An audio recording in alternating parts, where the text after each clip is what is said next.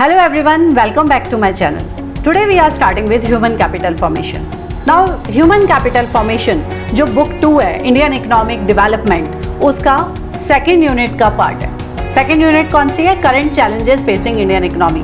Current challenges facing Indian economy as the name shows, इस unit में 6 major economic challenges जो हमारे country की इकोनॉमी फेस कर रही है वो चैप्टर वाइज डिस्क्राइब्ड है.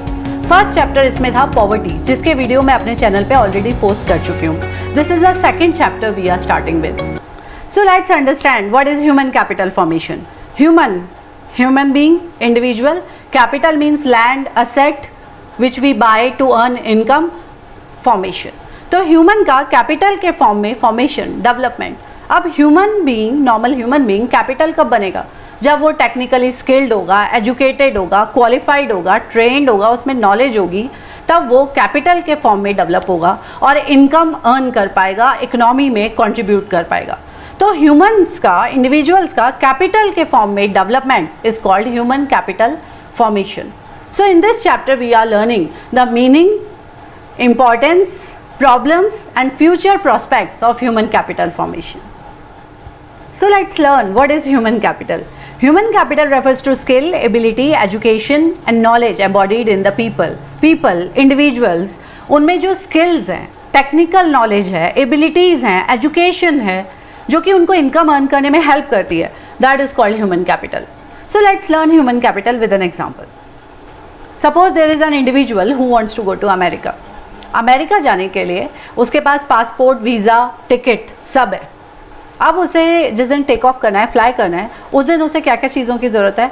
एक तो एयरपोर्ट होना चाहिए जहाँ पे वो बोर्डिंग करेगा, चेक इन करेगा. उसके अलावा एयरप्लेन भी चाहिए एक जिसमें वो फ्लाई करेगा. रनवे होना चाहिए जहाँ से वो टेक ऑफ करेगा. इसके अलावा सारे इक्विपमेंट्स और मशीनरी और जितनी भी चीज़ें हैं जो कि एयरप्लेन के लिए नेसेसरी हैं, वो सारी भी चीज़ें हैं. तो that means he is ready to take off. सब चीज़ें हैं. अब क्या चीज़ की प्रॉब्लम है? So one thing which he needs to go to America is pilot. So pilot is the person who is capable, technically trained to fly the airplane. और उसके बिना एयरप्लेन, एयरपोर्ट, सारी मशीनरी, इक्विपमेंट्स ये सब बेकार हैं. अगर पायलट नहीं है तो वो अमेरिका नहीं पहुंच सकता है.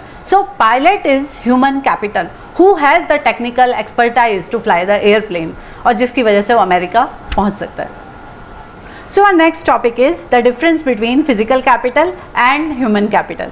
फिजिकल कैपिटल आपको ऑलरेडी पता होगा, जो भी बिल्डिंग है, लैंड, मशीनरी, इक्विपमेंट्स, ये सब फिजिकल कैपिटल होते हैं जो एक पर्सन को इनकम जनरेशन में हेल्प करते हैं. Second is human capital. Human capital means the expertise, technical knowledge, abilities, skills, education, जो एक पर्सन को इनकम जनरेट करने में हेल्प करती है. That is called human capital.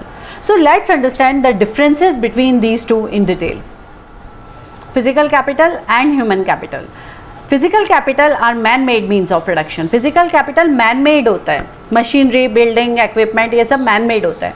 जबकि ह्यूमन कैपिटल स्किल होती है, एबिलिटी, एजुकेशन और नॉलेज जो लोग पजेस करते हैं. फिजिकल कैपिटल टेंजिबल होती है, जिसे आप देख सकते हो, टच कर सकते हो और मार्केट में सेल भी कर सकते हो. जबकि ह्यूमन कैपिटल इनटेंजिबल होती है, जिसे आप देख नहीं सकते, टच नहीं कर सकते, मार्केट में सेल भी नहीं कर सकते, लेकिन हाँ उसकी सर्विसेज ज़रूर प्रोवाइड कर सकते हैं. Physical capital it is more mobile between countries. अगर एक कंट्री से दूसरे कंट्री में आपको ट्रांसपोर्ट करना है, मशीनरी, इक्विपमेंट वगैरह, तो आप ट्रांसपोर्ट इजीली कर सकते हो. जबकि ह्यूमन कैपिटल लेस मोबाइल होती है. अगर एक पर्सन को दूसरे कंट्री में मूव करना है तो it is not that easy. इसके अलावा physical capital can be separated from the owner. जो भी मशीनरी, बिल्डिंग का ओनर है वो उसे सेल कर सकता है और कोई और उसका ओनर भी बन सकता है. दैट मीन्स जो ये सब फिजिकल कैपिटल है ये ओनर से सेपरेट हो सकती है. जबकि ह्यूमन कैपिटल इनबिल्ट होता है आपके माइंड में और आपके में एक्सपर्टाइज वगैरह, तो ये एक ओनर से सेपरेट नहीं हो सकता है. इसके अलावा physical capital it depreciate with the passage of time. जैसे जैसे टाइम बढ़ता जाता है ये डेप्रिशिएट होती जाती है. जबकि ह्यूमन कैपिटल का डेप्रिसिएशन बहुत ही स्लो होता है, और अगर आप एजुकेशन और नॉलेज और स्किल्स अपडेट करते रहो तो उसका और भी स्लो हो जाता है. So these are the few differences between physical capital and human capital. Let's learn the differences between human capital and human development. On surface both the concept seem similar, but actually these two are different. Human capital का मतलब होता है person who is technically skilled, educated, trained, healthy, जो कि अपनी income earn कर पाए और कंट्री की प्रोडक्टिविटी बढ़ाने में, जीडीपी बढ़ाने में कंट्रीब्यूट कर पाए। तो पर्पस ह्यूमन कैपिटल फॉर्मेशन का क्या है कि कंट्री की ग्रोथ हो, डेवलपमेंट हो, जीडीपी बढ़े, प्रोडक्टिविटी बढ़े। On the contrary human development का मतलब होता है person who is educated, technically skilled, healthy, जिससे कि उसका वेलबींग बढ़े। तो बेसिकली ह्यूमन डेवलपमेंट का एम क्या है? Increase in the welfare of human being. तो basically the process of both the concepts are same, education देना, हेल्थ फैसिलिटीज़ देना, टेक्निकल ट्रेनिंग देना, लेकिन उनका पर्पस अलग है। पर्पस ह्यूमन कैपिटल का है कंट्री की प्रोडक्टिविटी बढ़ाना, जीडीपी बढ़ाना, और ह्यूमन डेवलपमेंट का पर्पस है पर्सन का वेलफेयर इंक्रीज करना। तो let's learn the differences between the two. Human capital it is a narrow concept, narrow ही हो गया ना, it is only concern about increase the productivity and increase in the GDP of a country. और human development is a broader concept because they are thinking about wellbeing of human being. It considers education and health as means to increase labour productivity. तो ये education और health को means मानते हैं जिससे कि labour की, पर्सन की प्रोडक्टिविटी बढ़ पाए। It considers education and health as factors needed for the wellbeing of human being.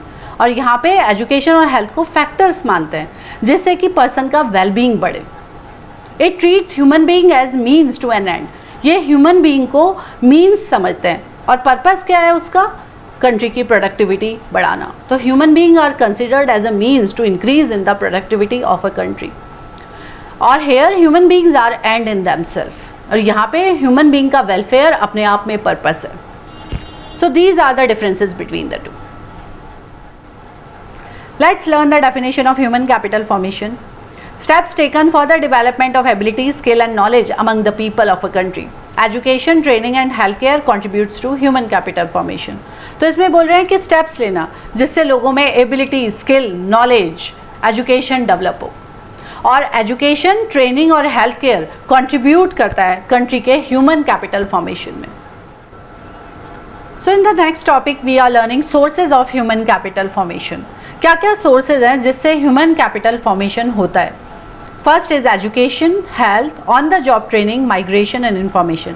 So let's learn all these in detail. First is education. Education is considered the most significant and important factor for human capital formation. बिना education के human capital formation हो ही नहीं सकता है। अगर अपन एक piece of work एक educated और अनएजुकेटेड पर्सन, दो पर्सन्स को देते हैं, तो जो एजुकेटेड वाला है वो उस काम को ज़्यादा एफिशिएंटली, ज़्यादा स्किलफुली कर पाएगा compare to the uneducated one. So let's understand the importance of education. Education एक पर्सन को हायर इनकम और हायर सोशल स्टेटस अर्न करने में हेल्प करती है। एजुकेशन एक पर्सन की प्रोडक्टिविटी इंक्रीज करती है, एफिशिएंसी इंक्रीज करती है, जिससे कि वो प्रोडक्शन प्रोसेस में ज़्यादा कंट्रीब्यूट कर पाता है।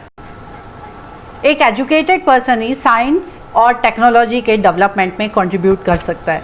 इसके अलावा जो भी मॉडर्न चेंजेस आ रहे हैं, मॉडर्न एडवांसमेंट, टेक्निकल चेंजेस आ रहे हैं, उसको अडॉप्ट करना एक एजुकेटेड पर्सन के लिए ईजी है compare to the uneducated one. Health is a state of complete mental, physical and social wellbeing, not just the absence of disease.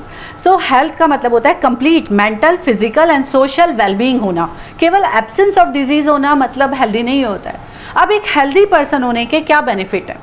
आप ज़्यादा एफिशिएंट हो जाते हो, आपकी प्रोडक्टिविटी इंक्रीज़ हो जाती है, आप ज़्यादा क्रिएटिव होते हो, अपने काम में रेगुलर रहते हो और आप high standard of living achieve कर पाते हो। अब हेल्थ के लिए 3 स्टेप्स, 3 मेजर्स इंपॉर्टेंट है। First is preventive medicine. Preventive medicine means vaccination, जो कि अर्ली एज में लगता है। तो वैक्सीनेशन आपको बहुत सारी डिजीजेज से प्रिवेंट करता है। Second is curative medicine. Curative means whenever you get sick you need a proper treatment and proper consultancy. Third is health awareness. So we can't ignore health awareness also. हमें पता होना चाहिए कि अगर हमें कोई सिम्टम है तो क्या डिजीज़ हो सकती है या कोई न्यूट्रिशनल डेफिशिएंसी और क्या चीज़ हो सकता है। तो that awareness is also very important. So the third very important source for human capital formation is on the job training. What does it mean? It means अगर एक पर्सन एक ऑर्गेनाइजेशन में काम करता है तो उसको टाइम टू टाइम नई नई वर्कशॉप अटेंड कराई जाए, उसको ट्रेनिंग प्रोवाइड की जाए जिससे कि वो अपडेटेड रहे और उसका जो फील्ड है उसमें जो नए चेंजेस आए हैं वो लर्न कर पाए। इसको प्रोवाइड करने के इसमें इन्होंने 2 तरीके बताए हैं, या तो उसे ऑफ कैंपस बाहर कहीं भेजा जाए जहाँ से वो नई स्किल्स और नई चीज़ें लर्न कर पाए, या फिर उसे फर्म खुद ही अपने ऑर्गेनाइजेशन में ही ट्रेनिंग दे। अब इसका फ़ायदा क्या है? इससे एक तो पर्सन की एफिशिएंसी और प्रोडक्टिविटी इंक्रीज होती है और वो कंपनी के ग्रोथ और डेवलपमेंट में ज़्यादा कंट्रीब्यूट कर पाता है। सो Migration is again a very important source or factor of human capital formation. Migration means if a person move from one place to another to get job or to get higher salaries. Migration 2 type का होता है, when a rural person move to urban areas to get a better job, or if a technically qualified person move to foreign countries to fetch better salaries. Migration में cost involve होती है, एक तो उसका cost of transportation increase हो जाता है, एक दूसरी नई जगह पे रहने का कॉस्ट ऑफ लिविंग भी इंक्रीज हो जाता है, लेकिन जो उसकी एनहेंस्ड अर्निंग है वो ज़्यादा होती हैं उसकी कॉस्ट से। So that way migration always contribute to human capital formation. So last but not the least is information. So information about what? Information about the market, educational institutions and the kind of courses they are providing. So basically एक person को कोई भी course या educational institute join करने से पहले पता होना चाहिए कि जो भी कोर्स वो ज्वाइन कर रहा है उसके क्या फ्यूचर प्रॉस्पेक्ट है, कितनी उस तरह के जॉब्स की मार्केट में डिमांड है, कितनी सैलरी उसे मिलेगी, क्योंकि अगर वो रॉन्ग कोर्स कर लेता है तो ह्यूमन कैपिटल फॉर्मेशन नहीं होगा, उसको अच्छी जॉब नहीं मिलेगी, अच्छी सैलरी नहीं मिलेगी और he will and up unemployed. So it's very important to have a proper information about all the aspects. So these were the 5 sources or factors which are very important for human capital formation.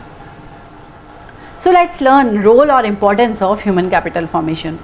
Obvious सी बात है कि हम इसे current challenges facing Indian economy में पढ़ रहे हैं तो ये बहुत ज़्यादा इंपॉर्टेंस रखता होगा, इसका ग्रोथ और डेवलपमेंट बहुत इंपॉर्टेंस रखता होगा कंट्री में.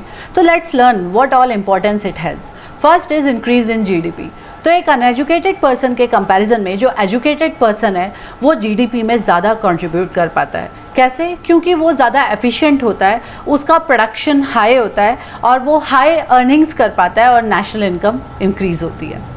Second is effective use of physical capital.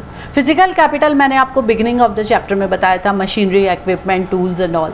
तो जो भी फिजिकल कैपिटल है उसको एक एजुकेटेड और हेल्दी पर्सन ज़्यादा एफिशिएंटली यूज़ कर पाता है और ऑब्वियसली प्रोडक्शन इंक्रीज करने में हेल्प करता है. So the third is inventions, innovations and technological improvement. तो क्या आप सोच सकते हो कि एक अनएजुकेटेड पर्सन, अनहेल्दी पर्सन कोई टेक्नोलॉजिकल डेवलपमेंट कर सकता है कंट्री में, नए इनोवेशंस, नए इन्वेंशन कर सकता है? नहीं ना. तो ऑब्वियस सी बात है कि जो ह्यूमन कैपिटल फॉर्मेशन है, a person who is technically skilled, healthy, educated is able to do new inventions and technological improvement in the country. So fourth is increases life expectancy. Life expectancy भी human capital formation से increase होती है, क्योंकि अगर लोग healthy होंगे, उनको awareness होगी अबाउट द न्यूट्रिशियस फूड, वो प्रॉपर वैक्सीनेशन लेंगे तो ऑब्वियसली उनकी लाइफ एक्सपेक्टेंसी इंक्रीज़ होगी. Fifth is improves quality of life. एक एजुकेटेड और हेल्दी पर्सन की quality of life, standard of living ज़्यादा होता है. उसके बाद लास्ट है कंट्रोल ऑफ पॉपुलेशन ग्रोथ. तो अगर हम एक एजुकेटेड और अनएजुकेटेड पर्सन में कंपेयर करें तो ऑन एन एवरेज जो एजुकेटेड फैमिलीज़ हैं उसमें नंबर ऑफ चिल्ड्रन कम होते हैं compare to the uneducated families. So it helps in the population control. So our next topic is human capital and economic growth. अब economic growth किसी भी country की कैसे मेजर होती है? बाय स्टडिंग अबाउट जीडीपी, कि अगर हमारे कंट्री में नेशनल इनकम और जीडीपी इंक्रीज हो रही है दैट मीन्स इकोनॉमिक ग्रोथ हो रही है. अब ह्यूमन कैपिटल और इकोनॉमिक ग्रोथ का क्या रिलेशन है? Let's understand this with this flow chart. हमारे कंट्री में ह्यूमन कैपिटल फॉर्मेशन इंक्रीज होता है. उससे क्या होगा कि जो भी फिजिकल कैपिटल है, मशीनरी, इक्विपमेंट, बिल्डिंग, लैंड, उसका बेटर यूटिलाइजेशन होगा. If a person is human capital, educated, skilled, he will be able to utilize the machinery and equipment more efficiently compared to the uneducated one. So obviously, when there is human capital formation, there would be better utilization of physical capital. अगर better utilisation होगा तो उससे productivity increase होगी, production बढ़ेगा, production बढ़ने से GDP बढ़ेगी, national income increase होगी, नेशनल इनकम अगर इंक्रीज होती है तो लोगों की ऑन एन एवरेज लेवल पे इनकम इंक्रीज होगी, जिससे कि लोग ज़्यादा एक्सपेंडिचर कर पाएंगे हेल्थ और एजुकेशन पे, और जिसकी वजह से ह्यूमन कैपिटल फॉर्मेशन का स्टॉक इंक्रीज होगा further. So that way economic growth and human capital R inter related. अगर हमारे कंट्री में ह्यूमन कैपिटल फॉर्मेशन ज़्यादा है तो obviously it will contribute to more economic growth, और अगर हमारे कंट्री में इकोनॉमिक ग्रोथ है तो उसकी वजह से ह्यूमन कैपिटल फॉर्मेशन भी बढ़ेगा. So let's study the relation between the human capital formation और economic growth with the help of data. यहाँ पे आप देख रहे होंगे कि इन्होंने 6 इंडिकेटर्स शो कर रखे हैं. पहला इंडिकेटर है real per capita income which shows economic growth and GDP. उसके बाद है death rate, I hope you all know that. Infant mortality rate, 1 year से कम एज के बच्चों की जब डेथ हो जाती है तो उसका इंडिकेटर है infant mortality rate. Life expectancy, average level of age और literacy rate. So basically death rate, infant mortality rate, life expectancy is showing the health status of a country, और लिटरेसी रेट एजुकेशन. तो अब ये देख रहे हैं हम कि इकोनॉमिक ग्रोथ और हेल्थ और एजुकेशन में क्या रिलेशन है. So let's compare 1951 with 2015. 1951 में डेथ रेट थी 25 जो कि 2015 में हो गई 7. इन्फेंट मॉर्टेलिटी रेट थी 146, now it is 37.9. Life expectancy average level of age थी 37 जो कि अब हो गई है 66.9 मेल्स में और 69.8 फीमेल्स में. तो दैट मीन्स हेल्थ स्टेटस में सिग्निफिकेंट इम्प्रूवमेंट है कंपेयर टू 1951. लिटरेसी रेट पहले 16% थी, अब हो गई है 74%. तो दैट मीन्स लिटरेसी रेट भी बहुत सिग्निफिकेंटली इम्प्रूव हुई है. तो दैट मीन्स हेल्थ स्टेटस और एजुकेशन स्टेटस हमारे कंट्री का बहुत चेंज हुआ है 1951 के कंपैरिजन में. Now let's have a look on real per capita income. Real per capita income 1951 में 3687 थी जो कि अब हो गई है 77,524.